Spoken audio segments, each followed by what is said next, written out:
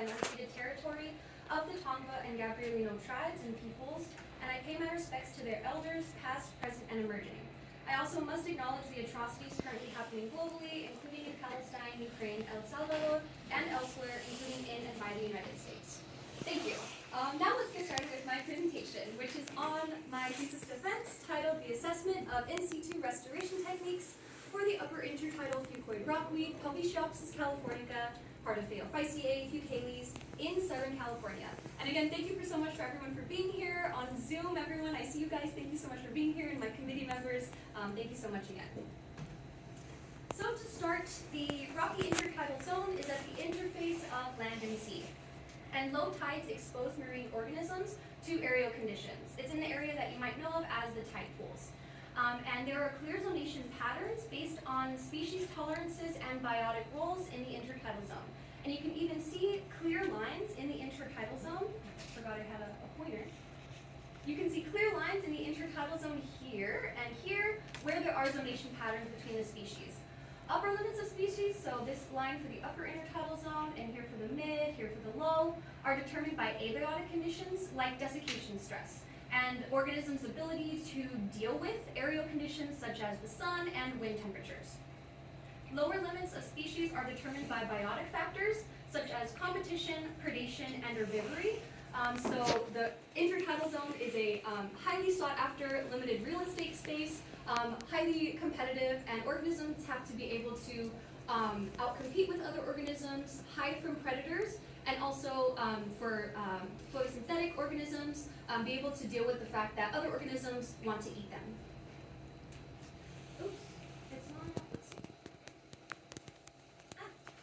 Okay, presenting right, sorry. Let's see, presenter view. And then start this one. My apologies, it was the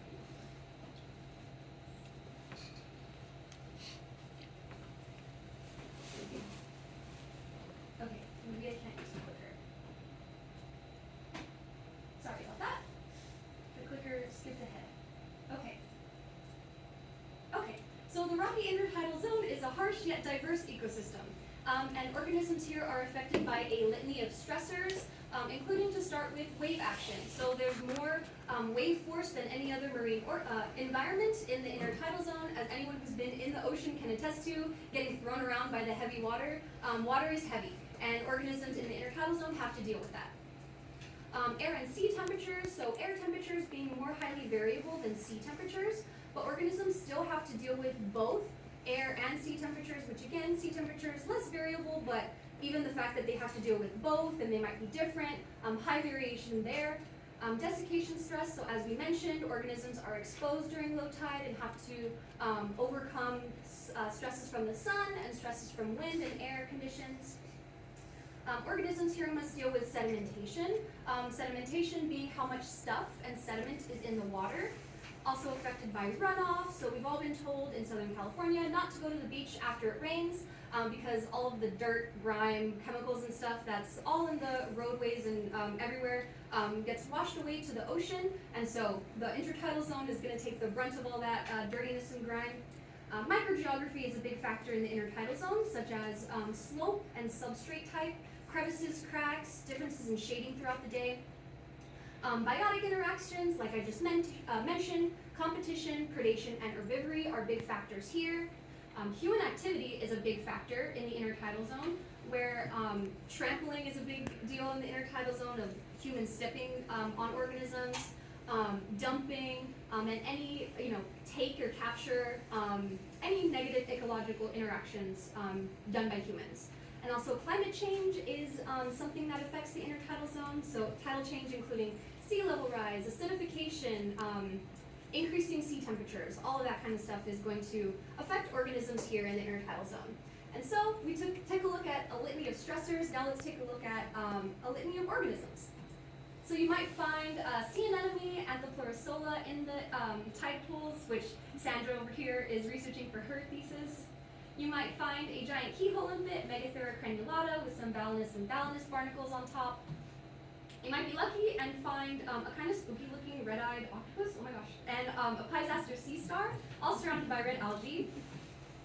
If you're lucky, you'll run into a bubbling Pachygrapsis crab, which this is one of my favorite pictures ever. I think it might have been angry at me, but it's okay. If you're luckier still, you'll be able to see some cuddling kelp crabs. This was for Angel, but Tati and Kat are here too. So you might find some nudibranchs, you might find an orange dorid or a Hopkins rose.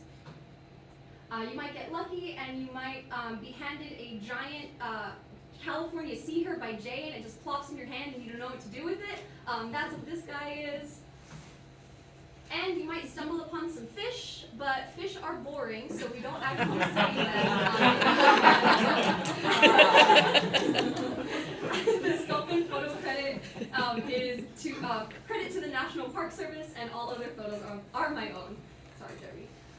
Temperate rocky intertidal zones can be dominated by large rockweeds that form extensive beds. And so we have some examples of some genera here on this slide.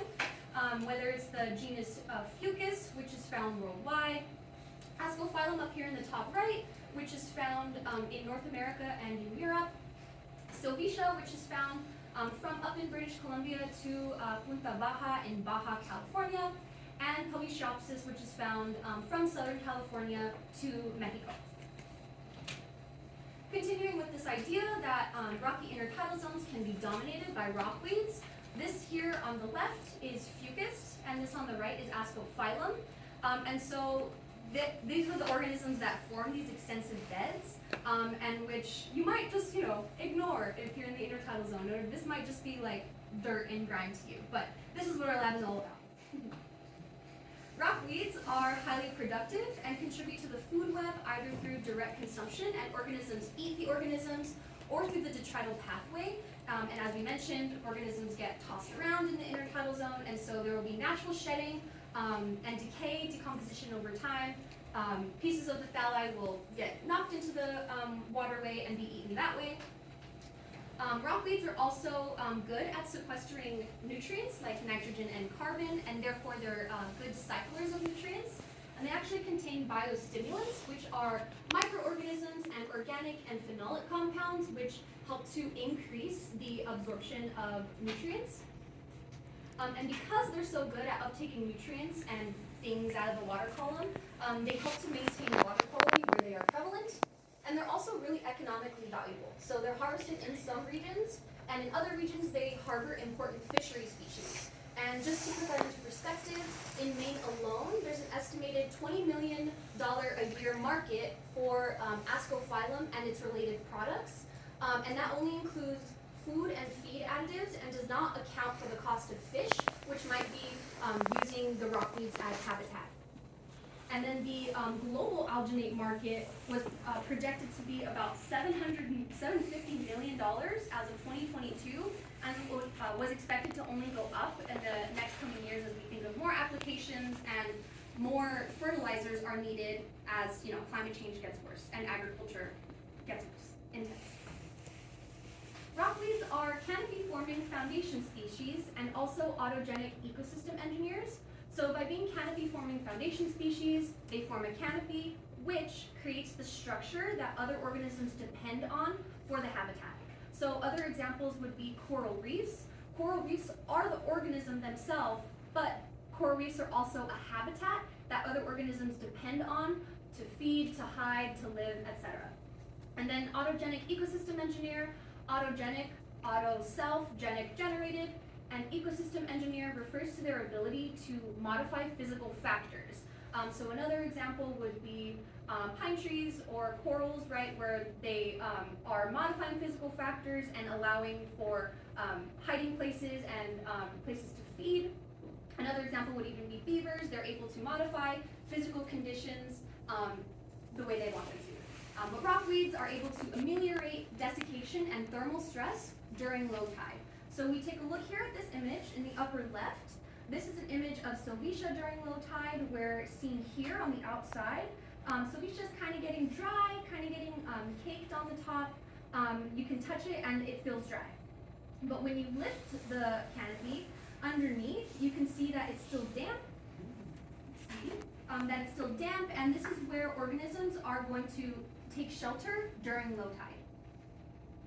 Another example seen here is Polychiopsis californica.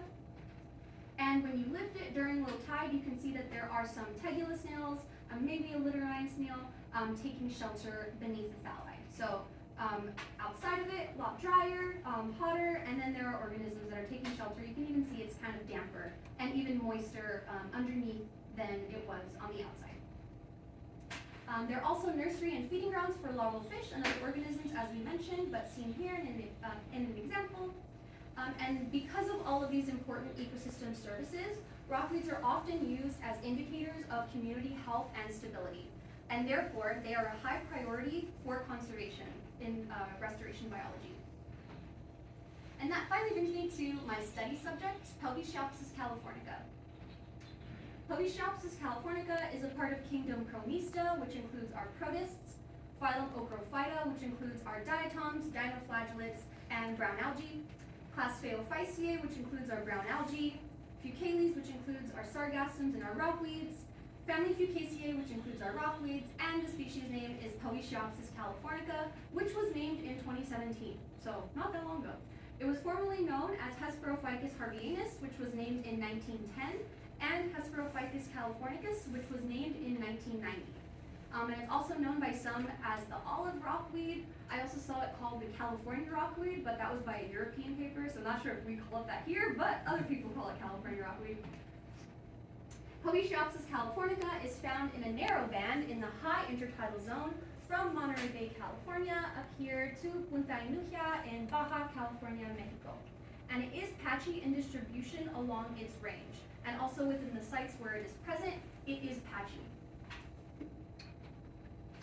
Pelvichiopsis always co-occurs with the more abundant and more heavily studied rockweed Sovicia compressa, although Sovicia can be found alone.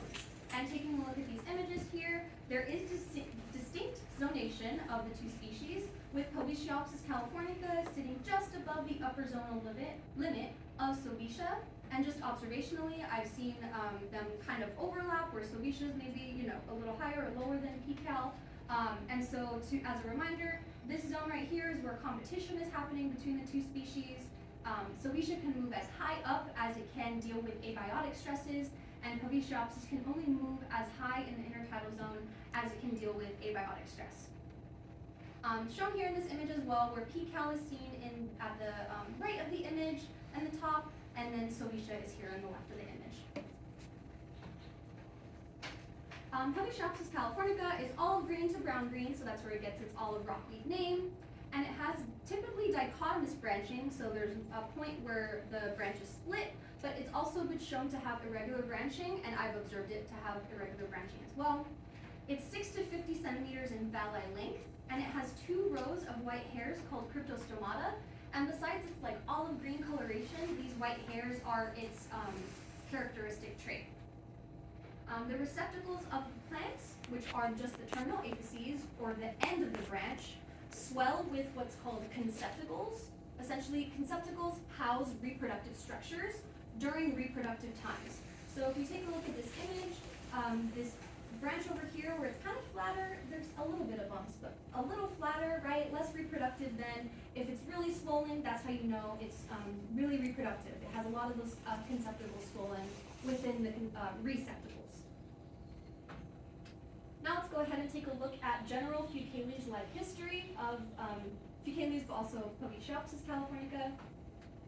Pelvichiopsis californica is diplontic, also known as gametic, where the diploid phase is the dominant phase, and there's a perennial diploid thallus that will produce egg and sperm, seen over here, in the conceptacles when reproductive.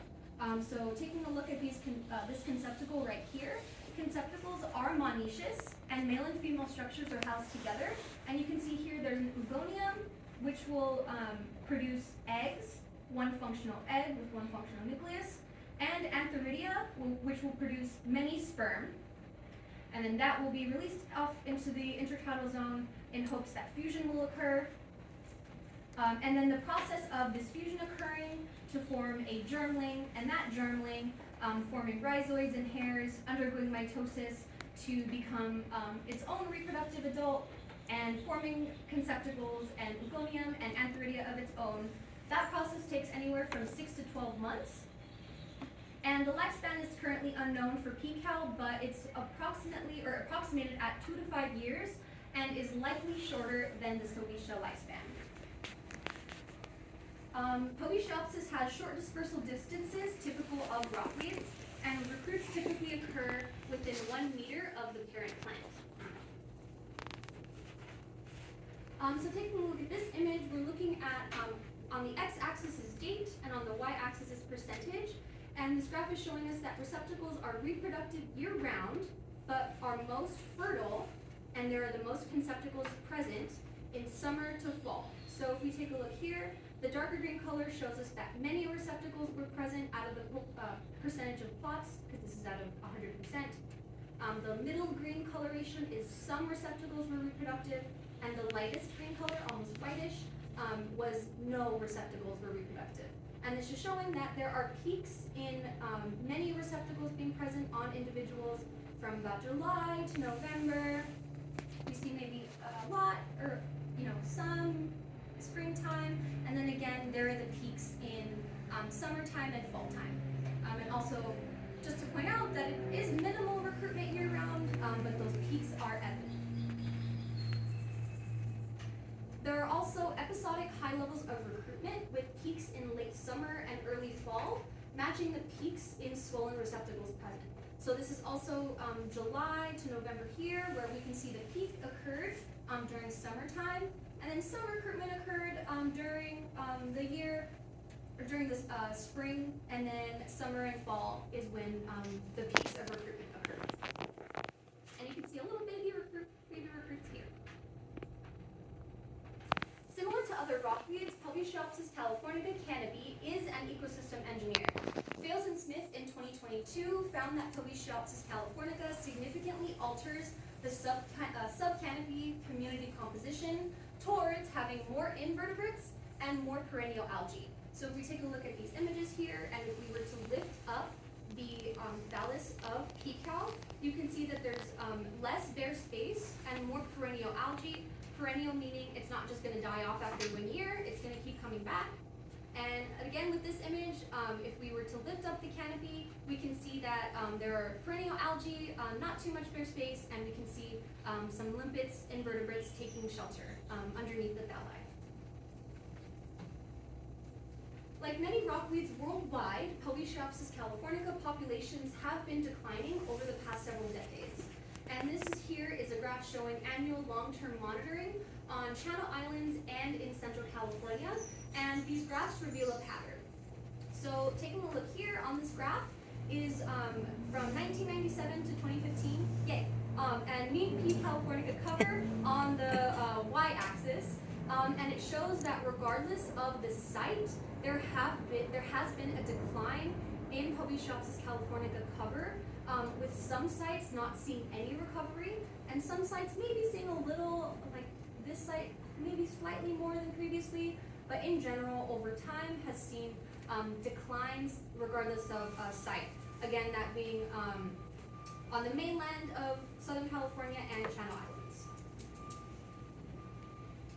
Poeciopsis californica is currently patchy in distribution along the U.S. range, and this here shows comparison with historic records from Fales and Smith 2022, and it shows local extinctions and regional extirpations.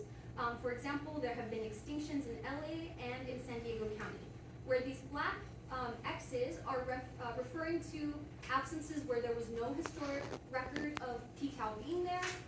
The extinctions, the orange X's, are sites where there is historic record of PCAL being there and it's no longer there.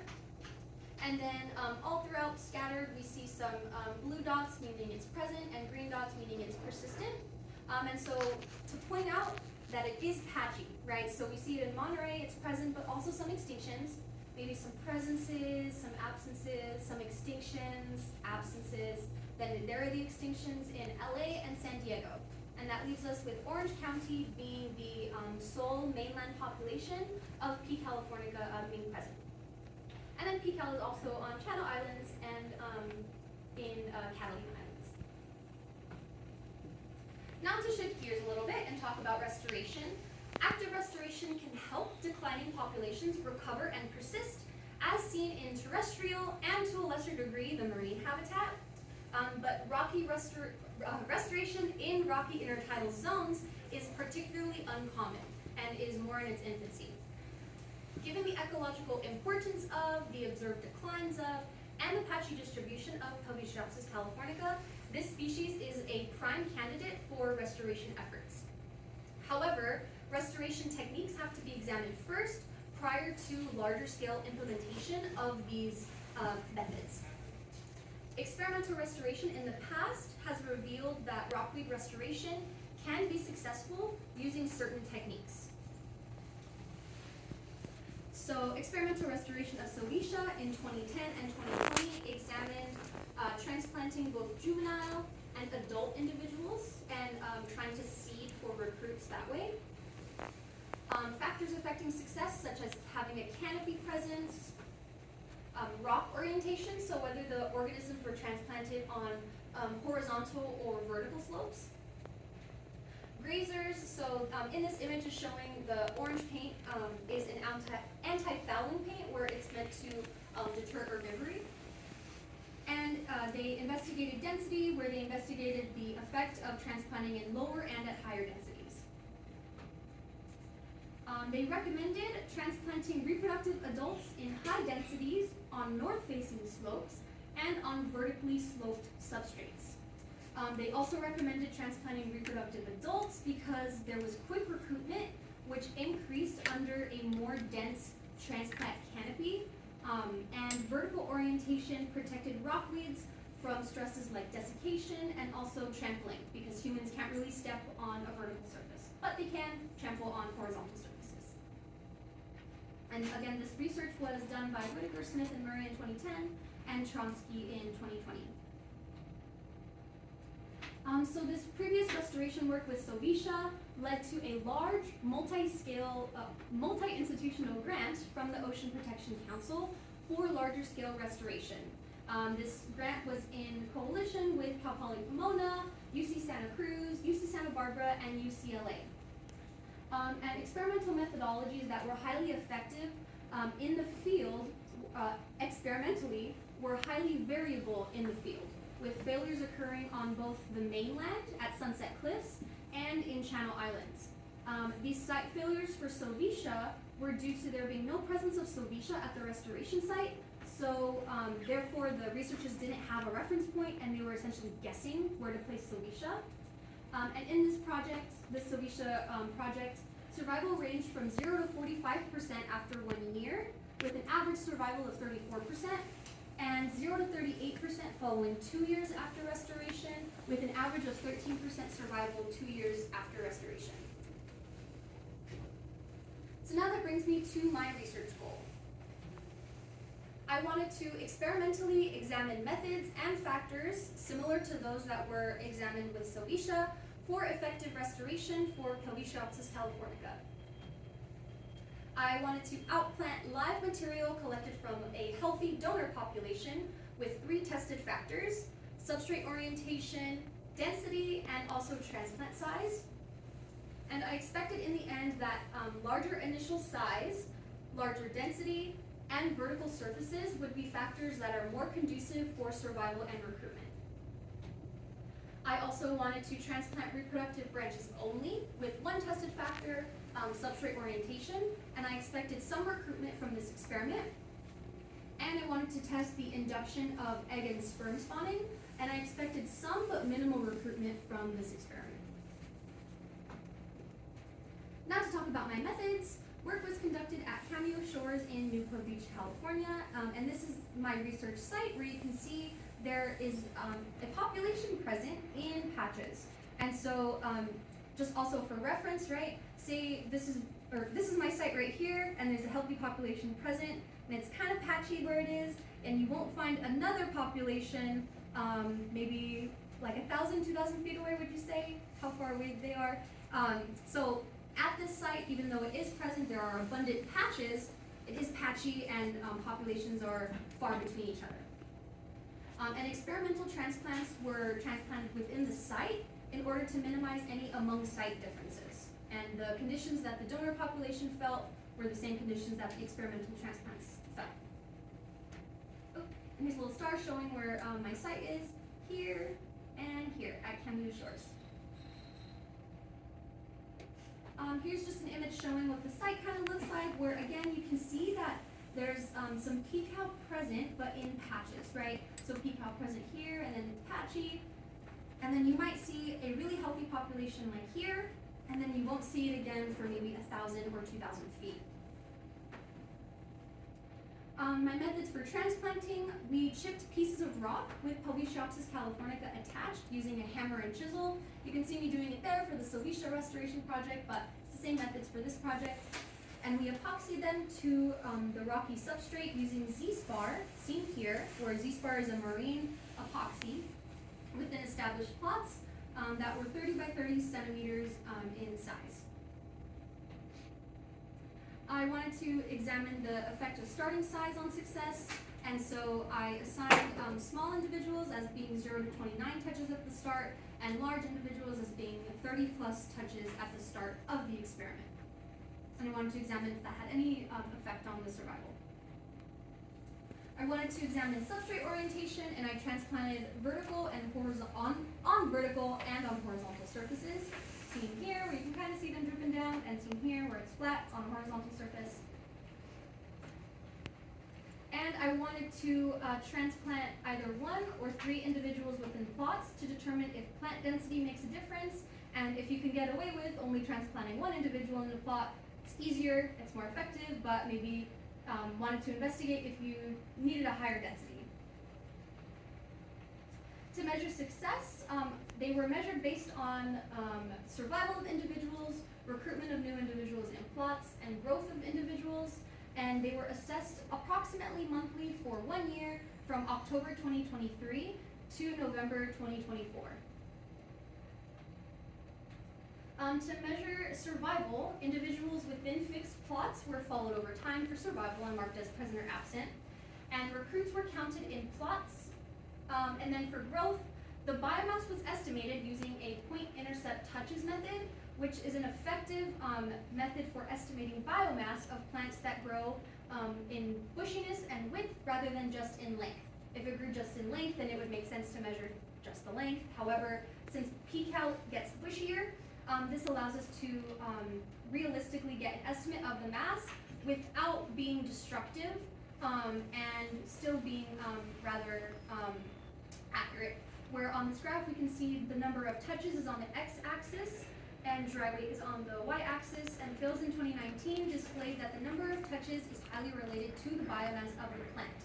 The point intercept method was first introduced in terrestrial habitats and has been used for over 40 years, and again is applicable to any plant that grows not only in length but in width as well and gets bushier.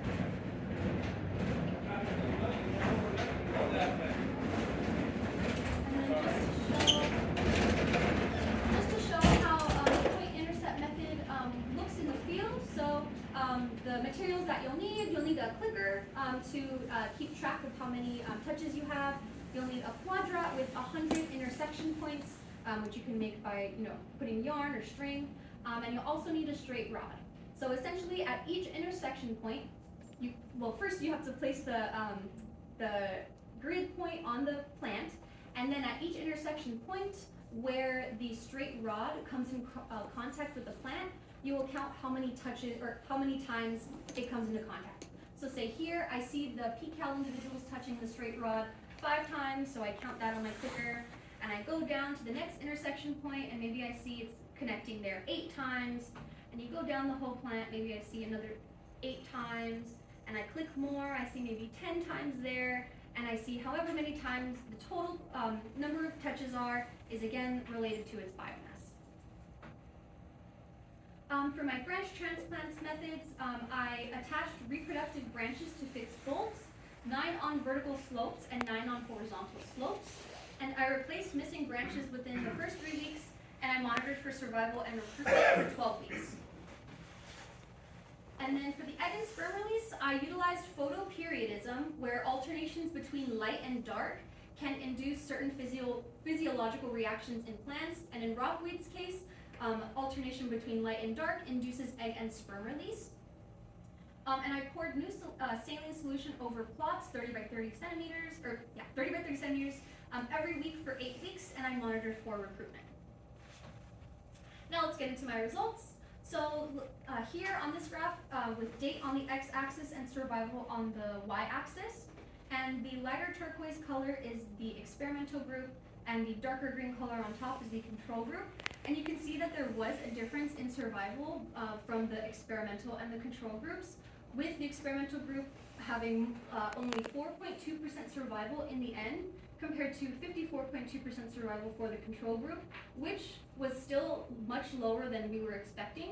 We were expecting higher survival for the control group, but again, much higher survival after 1 year for the control group than the experimental group. And it's also worthy to point out that the sample size for the control group was much smaller at 12, and the sample size for the experimental group was 48. I wanted to show you a comparison of 1 month to 6 months post-transplanting, where on the left is in November of 2023, and you can already see in this individual here, this one here, 1, and this one here, 3, these individuals were already drying out by the first month. So just 1 month of being transplanted, and they were already looking a little sad. And then by 6 months, those were the 2 individuals that in this plot were absent. And the individual that looked okay, still had its white hairs, still had its olive coloration, 1 month post-transplanting, was still present 6 months post-transplanting. However, now this plant is starting to look sad 6 months post-transplanting.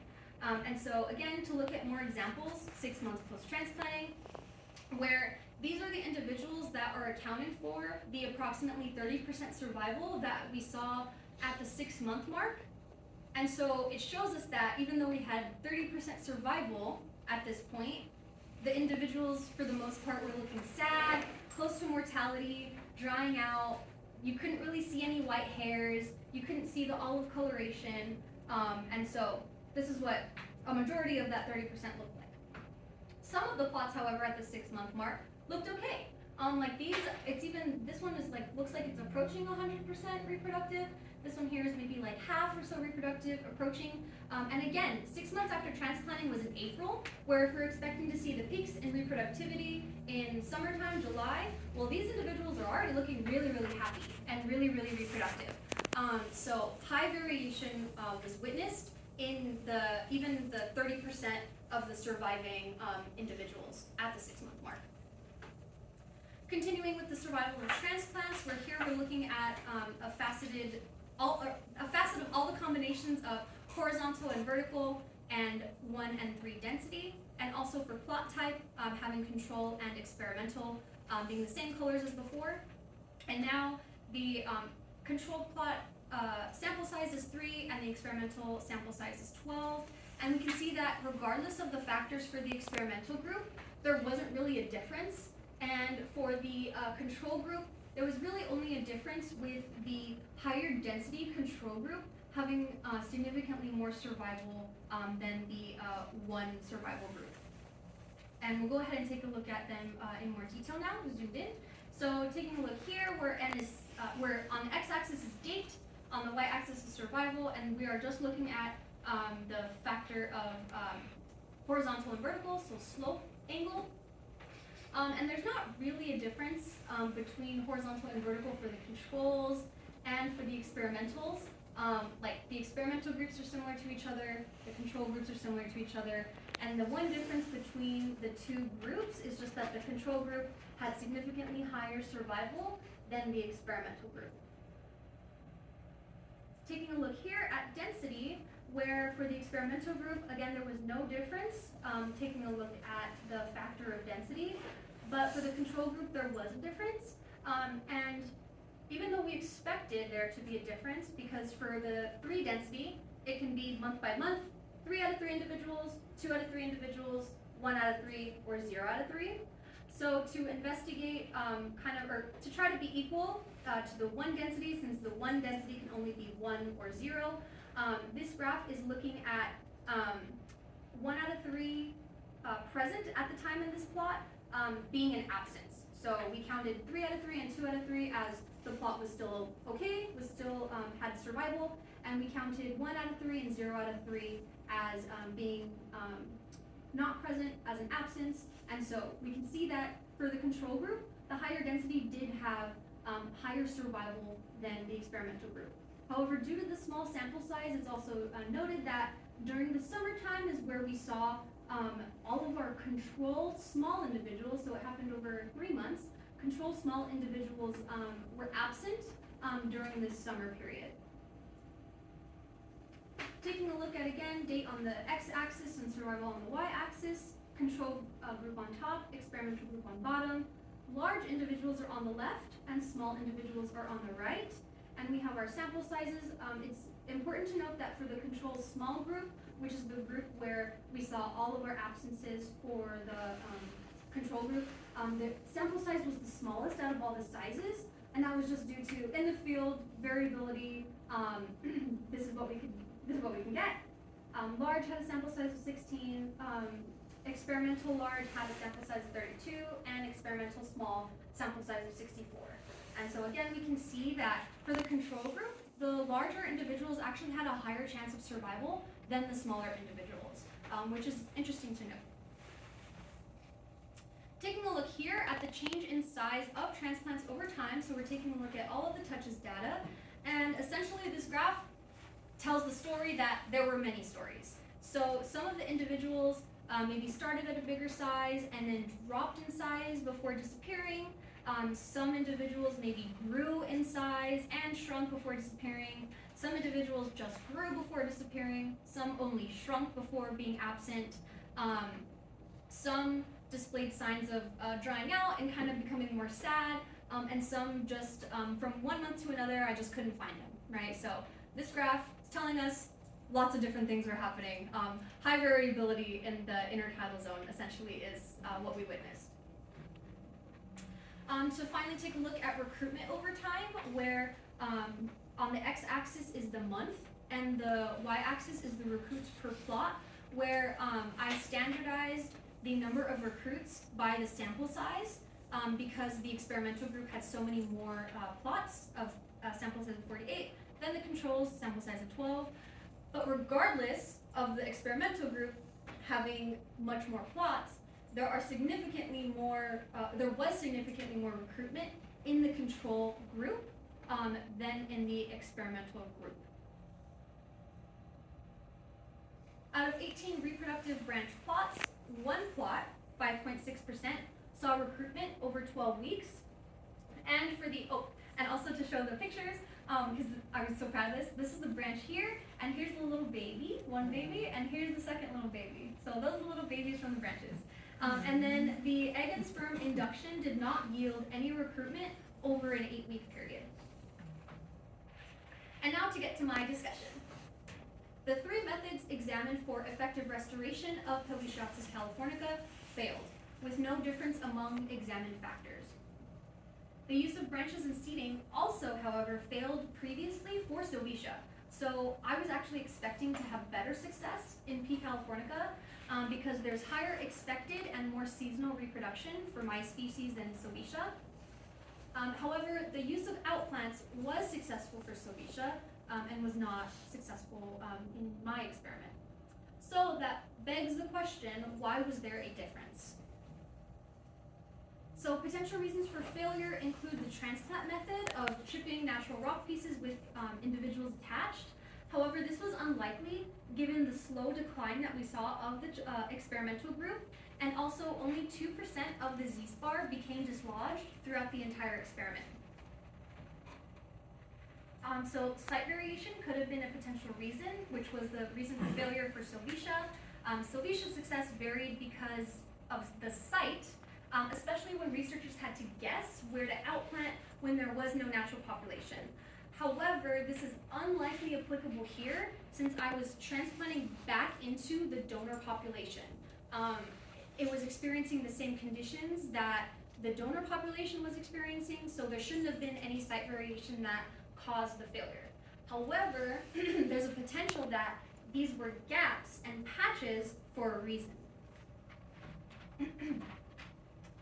Continuing with potential reasons for failure, microhabitat features that we briefly touched upon before, but these include angle and direction of the microslope, cracks and crevices. So if you take a look at this picture here, lots of micro slopes, right? Like this slope is different than this slope, cracks and crevices, the substrate type, and other micro scale features affecting shading.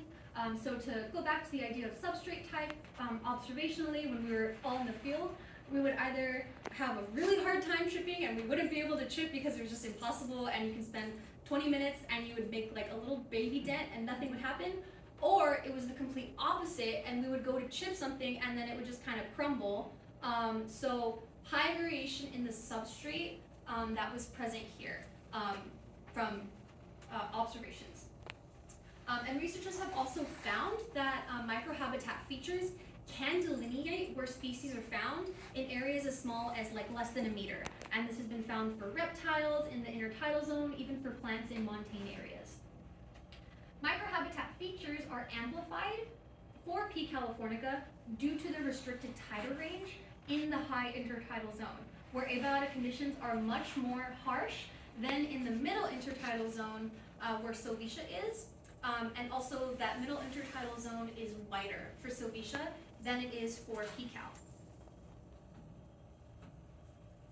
So taking a look at previous Pelviceopsis research, in 2000, Blanchette et al. Transplanted Pelviceopsis californica for ecological questions to investigate for ecological reasons to investigate wave action, and they experienced very low, similarly very low levels of survival for both juveniles and adult plants, which were planted at both the high and low wave exposed site.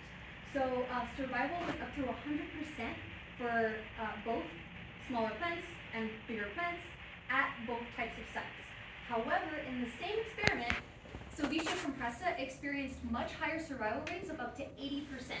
So same experiment, Pelviceopsis and Sylvicia.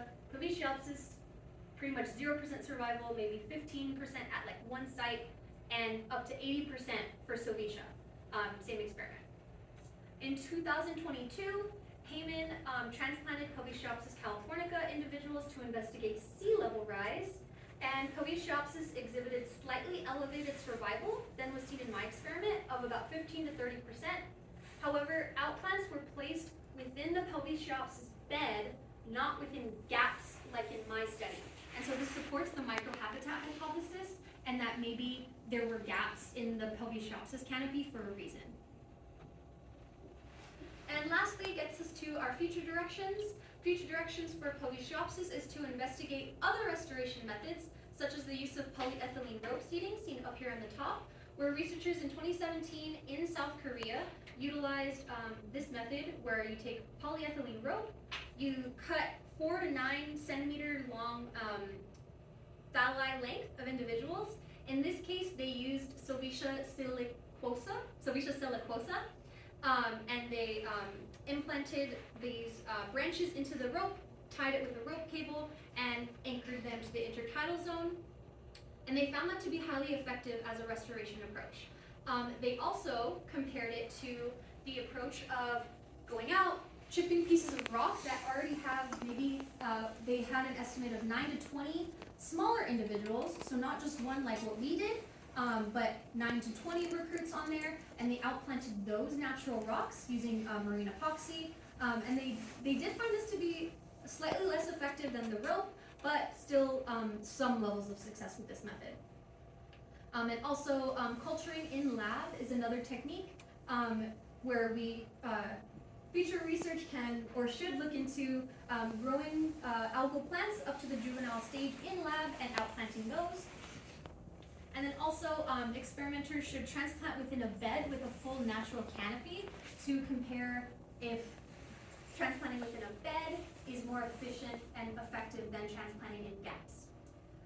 We also need to identify important microhabitat features that we've touched on, and also we should investigate if synergistic restoration with Sylvicia compressa could lead to increased survival and recruitment of either one or both species, since Pelviceopsis always co-occurs with Sylvicia, and also since canopy can give other organisms relief from desiccation, and maybe Sylvicia can be the ecosystem engineer for P-Cal or vice versa.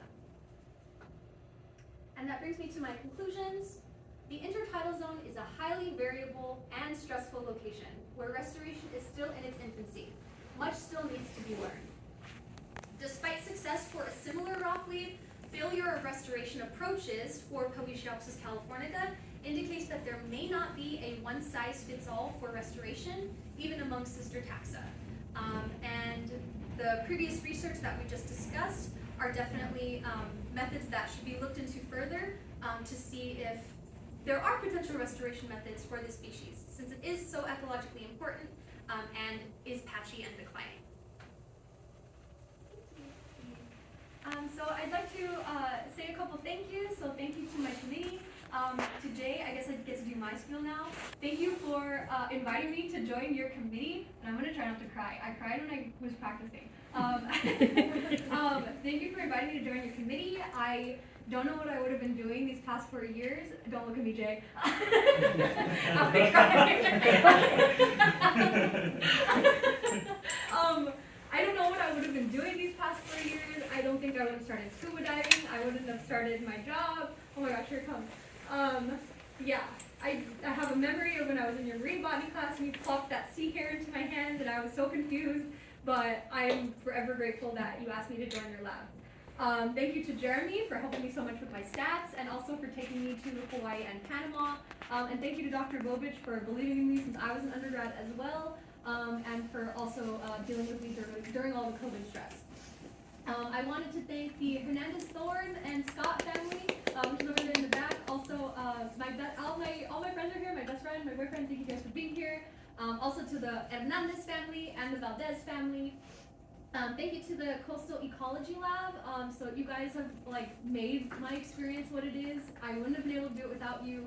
And yeah, it definitely was made fun, made possible. I had a good time because of you guys. So I'm grateful that you guys are my friends.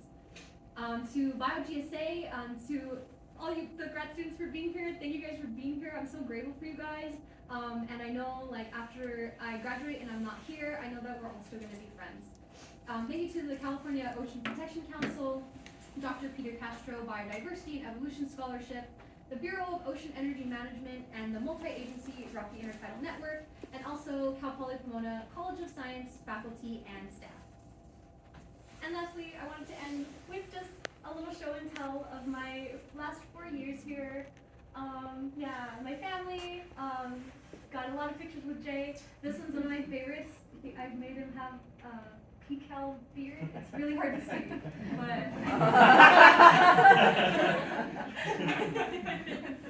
but Jay's birthday, WSN, so yeah. I will say, this is the slide that I am most proud of. This is the slide that has been my reward for the stress of grad school. So I'm so grateful to everyone that is here on the slide, and grateful for everyone that is on Zoom and in person. And so with that, I'll take any questions.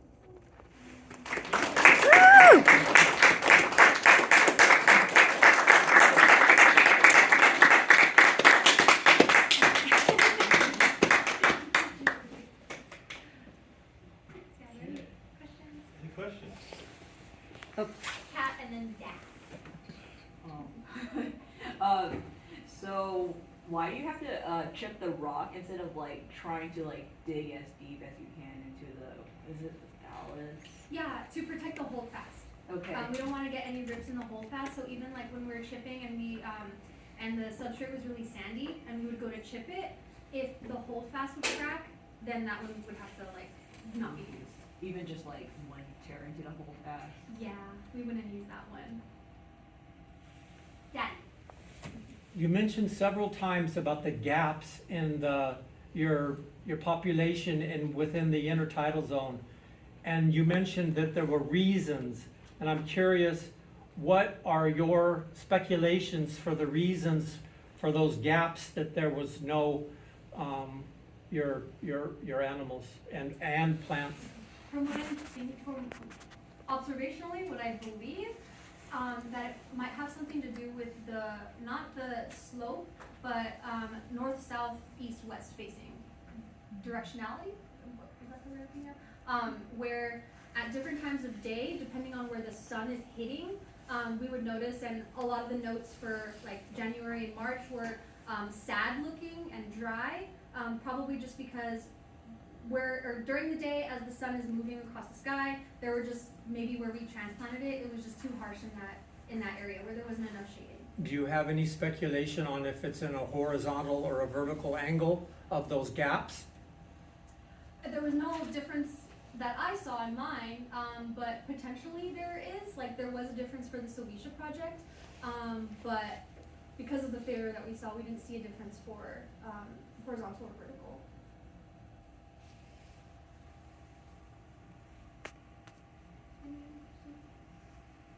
This is meatloaf, by the way. I have another question on the gaps. Yes. Because it's curious why the gaps remain, even Yeah. though there's sections that Yeah. are full. And I apologize if I didn't catch on, but did you put some of your experimental plots in those gap areas? No, so that would be a future restoration method that should be attempted to see. If maybe transplanting within a bed, the surrounding individuals kind of ameliorate the desiccation stress enough for that individual to survive. So that is future direction for research. Just gonna bring up the map. Are there any questions on Zoom?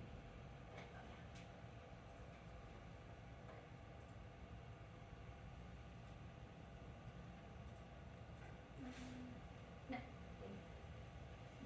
I have Yeah. a question. Do you think, so I noticed that like, the higher density of human population areas in like, was it, San Diego and then you had LA County? Cause I know that like the area that you're in, it's not as dense, like it's a little more taken care of. Do you think like humans play a big factor on Yeah. how this is all happening? Yeah. What is it that you think, because like how are we affecting the species? There in one of the papers for at one of the sites, I forget exactly which site it was. I wish I could remember. Potentially a little bit up north, and they hypothesized that it was due to pollution. That there was it's Silva 1990 is the paper. I can think of the paper, but that they were thinking that it was because of pollution that it was becoming absent there. So essentially like water quality pollution? Water quality, Okay, yeah. got it. Pollution in the water, yeah. Runoff, all that kind of stuff. Chemicals.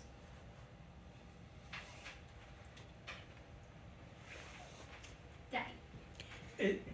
Would have there been any way that you could have tested the temperature of the water as it increased up in high tide and low tide to see if there was any different in the temperature on the amount of survivability of your experiment?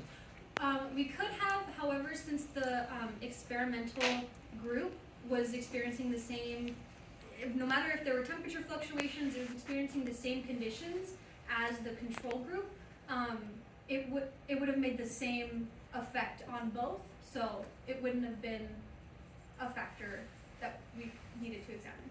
Okay. Yeah. You talked a little bit about how fragmented the populations are. Have you looked at any papers about like how genetically differentiated the populations are? Like, are they able to adapt to the variation they have within their own population?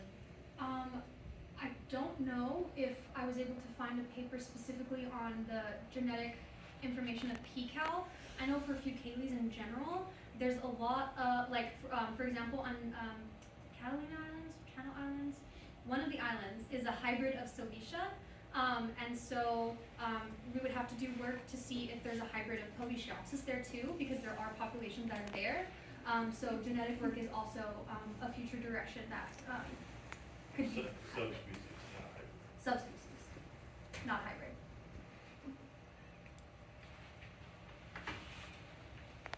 Okay,